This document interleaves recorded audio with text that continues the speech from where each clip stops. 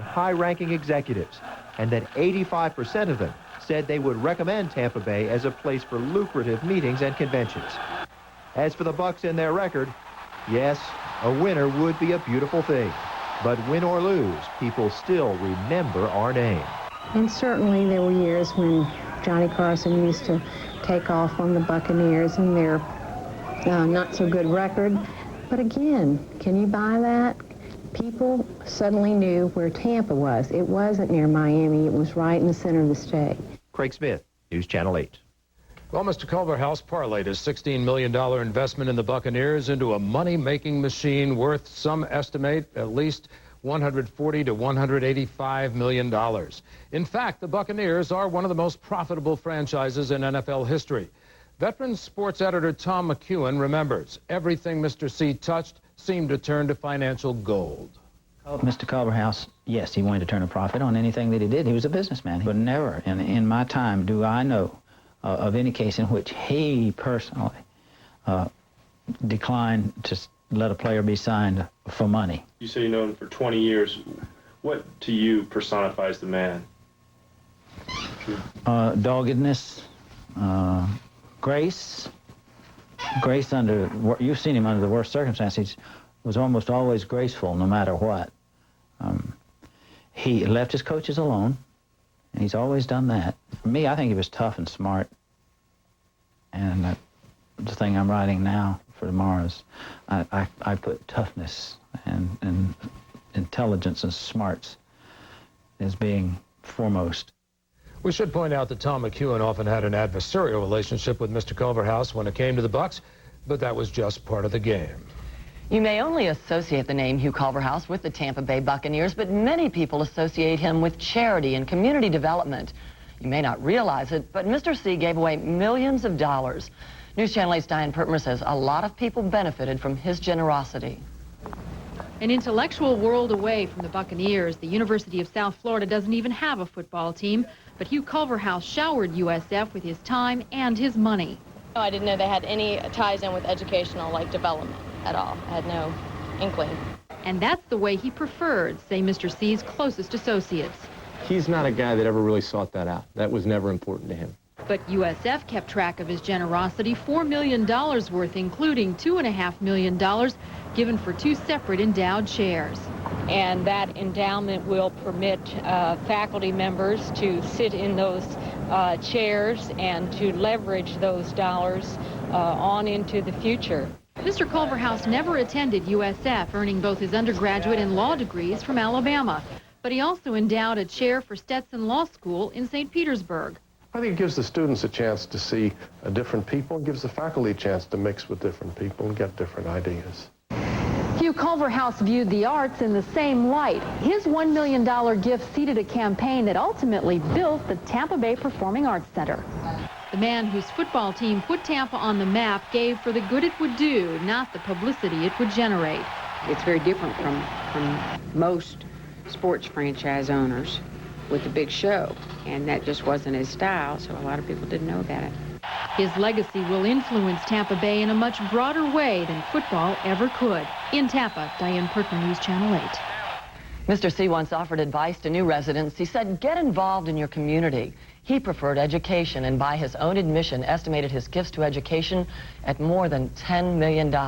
Nick, I know we both have fond memories of Mr. Culverhouse. One of mine was when I was getting ready to do play-by-play for the NFL game back in 1987. He wrote me a letter that was the greatest vote of confidence I think I could have ever gotten, and coming from him, it was really special for me. Well, imagine it was, and in my case, I remember when I moved over here, he sent me a ficus tree that I still have, as a matter of fact, and I remember him because in the early days, one time in Baltimore on the bus going to the game, it was kind of an empty bus, and he called me up front with joy, and he said, do you think it's all right that I say congratulations to the players, that I greet them on the airplane, take them ice on the plane and all? And I said, Hugh, honestly, you're probably the only NFL owner that does that. Well, I think he had a specialness with the players that a lot of owners didn't have. But I think it's a shame sometimes that we wait until someone dies to let them know, what a community feels about him and how much we do understand what he contributed. And he certainly has given a lot to this community. And many other people remember Hugh Culverhouse as a man who truly cared about the community and his team.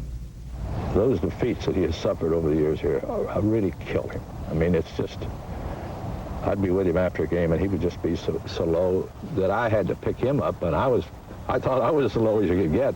And no, he really wants to win, and hopefully this new group of people in here now will give him what he richly deserves. From the Bucs' first game in 1976, Hugh Culverhouse and the Tampa Bay football fans dreamed of a winner. But as we all know, it's been a roller coaster ride for nearly 2 decades.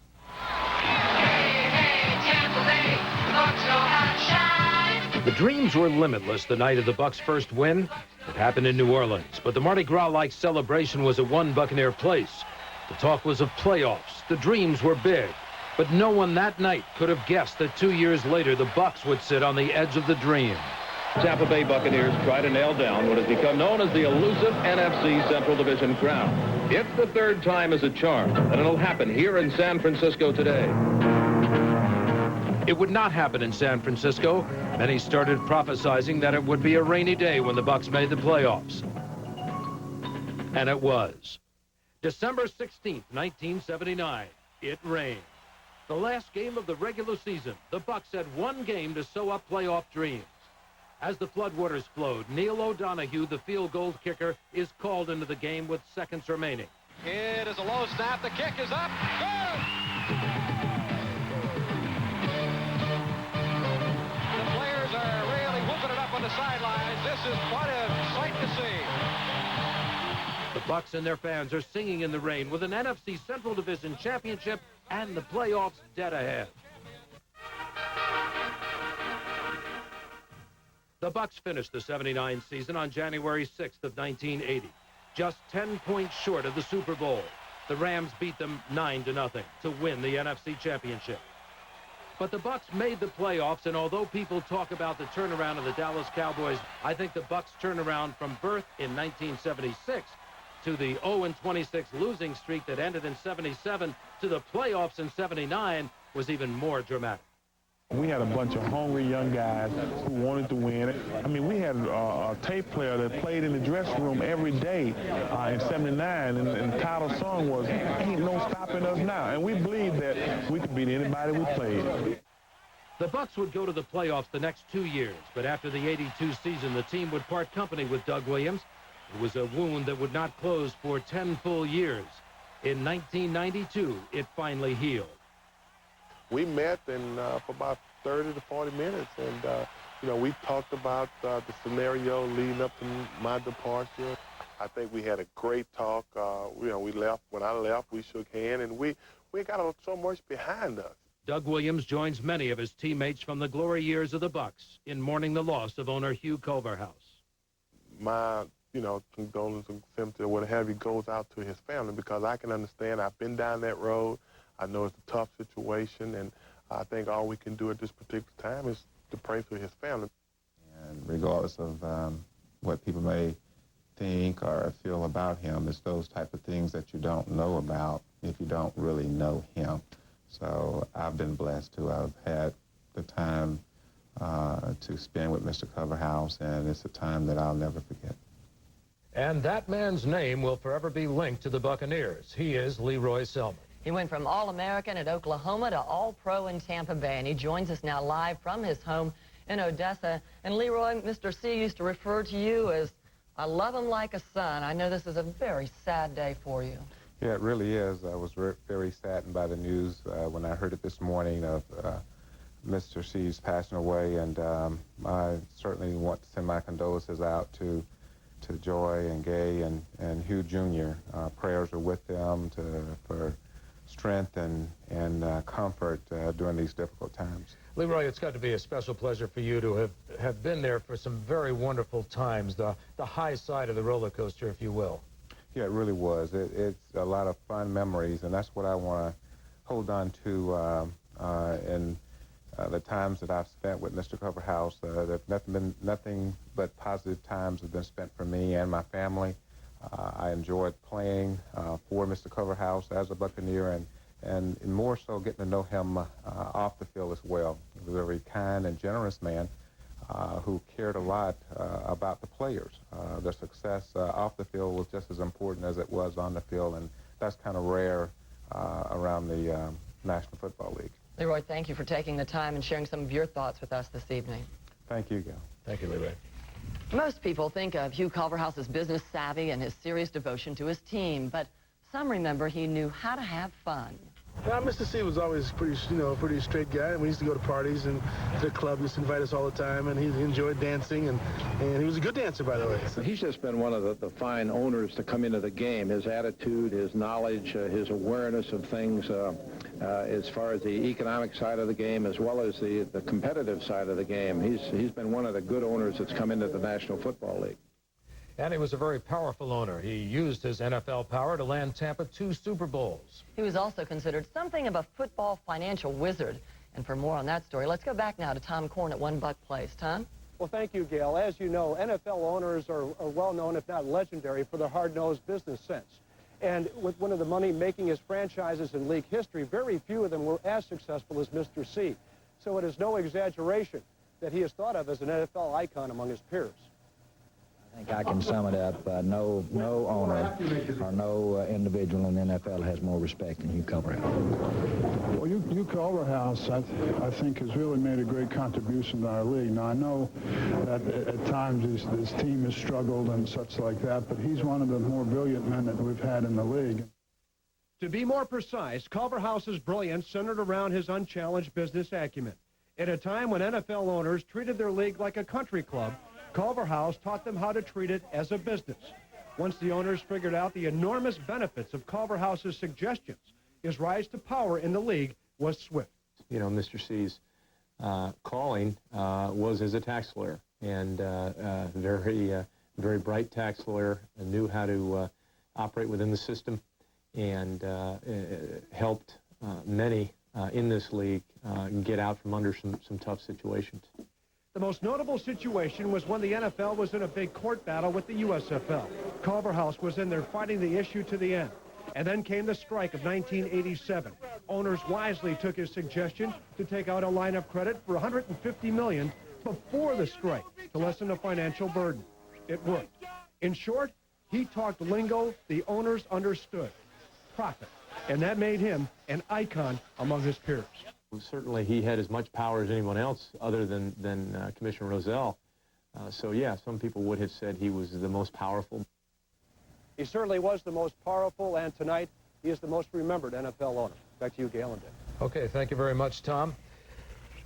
Mr. Culverhouse made plenty of money as the owner of the Buccaneers. By current estimates, as we said, the franchise could be worth anywhere from $140 to $185 million. The question a lot of folks are asking now is what will happen to the team? Will it be sold? Chris Thomas joins us now with the latest developments. Chris? Well, I don't have a crystal ball, Gail, any more than the rest of us do, but it's interesting when you place a city's name in front of a team's name, such as the Tampa Bay Buccaneers, a tremendous illusion is created. The fans who support that team begin to believe that the team is theirs. Of course, it is not. Tampa Bay doesn't own the Buccaneers. The estate of Hugh Culverhouse owns them. And it's the instructions given to 3 trustees of the team that now pique our curiosity and will dictate the future of the franchise. Most observers believe that the team will be put up for sale. If so, it's possible Mr. Culverhouse has stipulated the team to be sold to local investors, with assurances the team will remain in Tampa Bay. George Steinbrenner's name has been prominently mentioned, or perhaps Chris Sullivan, the owner of Outback Steakhouse. The cost? No one knows for sure, but it could exceed $150 million. The second scenario is one Buccaneer fans would rather not contemplate. What if the team is to be sold in an open marketplace to the highest bidder with no strings attached? Baltimore Orioles owner Peter Angelos is ready to spring into action should that happen. And if one is available on a reasonable basis, and it isn't doing well where it's presently located because the fans are really not that much up on professional football, we would be delighted to purchase such a franchise. Have you talked to the Buccaneer people? I have not talked to anyone. Have anybody in your organization? Probably.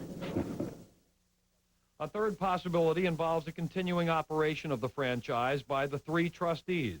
Stephen Story, one of Mr. C's closest associates, Jack Donlin, the former head of the NFL's Management Council, and Jacksonville attorney Fred Cohn. Clearly, I know on every fan's mind in Tampa, the issue is going to be, when are they leaving? What's happening? What's going to... And obviously the trustees have to address that. They will address that.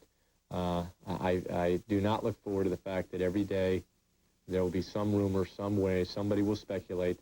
I informed when I talked to the coaches this morning, I said, I'm certain that at some point you'll probably read that the team's moving to Brazil. And because I'm sure every other rumor will come out, so Brazil will be a likely target. Don't believe it. And we'll just have to deal with that. And that's something the trustees will have to deal with. But as for the ownership, the ownership's the same today as it was yesterday. A source told me earlier today that Orioles owner Peter Angelos has been in touch in recent months with both Jack Donlin and Steven Story, reaffirming Angelos' desire to purchase the Bucs. Money is apparently no problem, and $175 million would not be out of the question. All of us will have to wait until the wishes of Mr. Culverhouse become known, hopefully by next week. Gail, Dick? All right, Chris, thank you. Plenty of fans are keeping their fingers crossed. The Bucs might not be big winners, but Tampa Bay would like to keep its team. The Bucs have a lot of diehard fans, but News Channel 8's Elizabeth Leamy says so did Hugh Culverhouse. About a year ago, he and I were standing on the field one day before a game. And I said, how are we going to do this year, Mr. C? And he says, Ruth, we're going to the playoffs before I cross the creek. Now Hugh Culverhouse has crossed the creek, lost to cancer. But Mr. C's legacy is not lost. Ruth Willis, for one, will keep it alive, just like she keeps hope for the Bucs alive, never missing a home game. I remember him for all the many things he did that people never knew about. David Schanzer bought season tickets first thing when he moved to Tampa Bay because they had always been sold out in the Northeast. If it wasn't for you, I do not believe we would have had a National Hockey League franchise. I don't believe we will get the baseball franchise. If it wasn't for you leading professional sports into the Tampa Bay area. We're here for one reason and one reason only. That's to bring the fans great professional football. David met Hugh Culverhouse and star players over the years just by joining the Booster Club. Not the Tampa Buccaneers, not the St. Petersburg Buccaneers, it was Tampa Bay.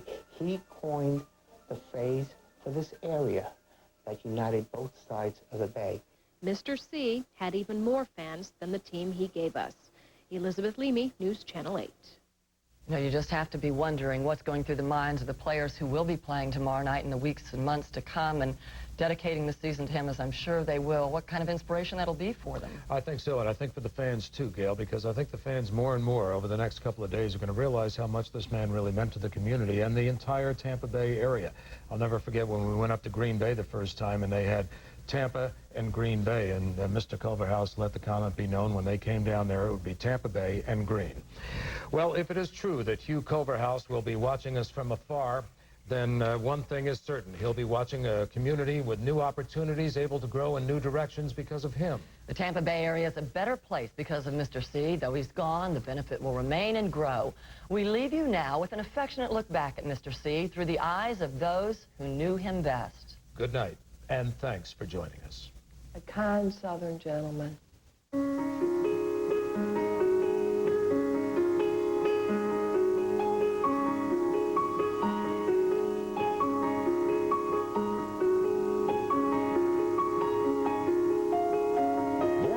Alabama on February 20th, 1919, Hugh Culverhouse was a man who never forgot his Southern roots.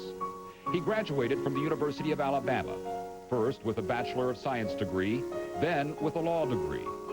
The study of tax law would be his focus for 20 years, until December 5th, 1974, when he was awarded the NFL's 27th franchise. Thank you, Ray. May I say that we're here for one reason and one reason only. That's to bring the fans great professional football.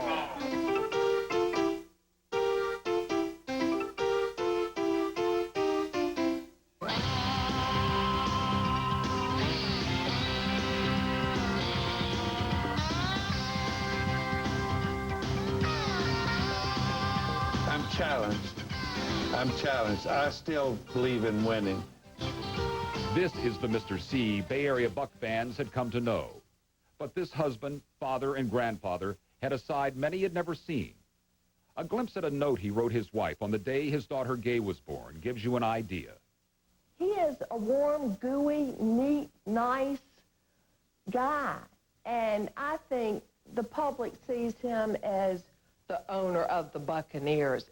Gay Culverhouse, who for a while followed in her father's footsteps and ran the Buccaneers organization, leafs through the old photos with wonderful memories. Here's Dad me dancing. I think this is great. You know, I'll miss his body and his, you know, touching and feeling and all of that, but you can have memories of that. One particular memory takes her back to when her children were babies. Hugh told her he would take his grandchildren for a couple of hours to give Gay a rest. The first stop was for milkshakes. And he bought Gay himself picks up a the story from there. Well, my daughter had never had a chocolate milkshake, and she took it and poured it over the top of her head. And so I get back, I get this car seat with this child sitting in a chocolate milkshake. There was a soft spot in his heart for all children. He loved them. This community was a big part of his life. He contributed money to the arts, the Boy Scouts, Tampa Museum, and University of Florida Law School. For those who respected this self-made man, and for those who caught the twinkle in his eye, this warm, caring, loving man will be missed. I told Dad not too long ago, I said, you know, now when I have a question at the Bucs, I never can find you. You're in New York, or you're in Cincinnati, or you're somewhere. And I said, you know, in the future, I'm going to be able to sit back, look up and say, yo, Dad, I got a question here. And I said, you're going to be right there. I said, that's going to be phenomenal because I'm going to be able to have ready access to you whenever I want. Run out, that's the hat. We'll be back after this. NFL glasses from Shell. Free with a fill-up of Formula Shell Premium. Look, we're on TV. Yeah. Get your free NFL team glass today. Here she goes. He was one of the more powerful owners among the principals in the strikes of 1982 and 1987. Also a director of the PGA and the former tax attorney for Richard Nixon, Hugh Culverhouse was 75 years old. The Bucs playing host to the New York Jets. It's preseason game number 44 on your 44. With the lightning crackling all around, we welcome you back to Tampa Stadium and say hi again, everybody. Certainly a stadium, Chris Collinsworth, that would not be here without the tremendous civic commitment and dedication of the late Hugh Culverhouse. A poet might say all the rain that we've had here this afternoon are simply tears for Mr. C, who knows he can't be out on the field with his players that he loved so much. You've been in the locker room. You've talked with Sam. This has been a tough week emotionally. It really has. And you start the week, midweek, Tim Irwin's father passed away. He, of course, has now gone back to be with his family.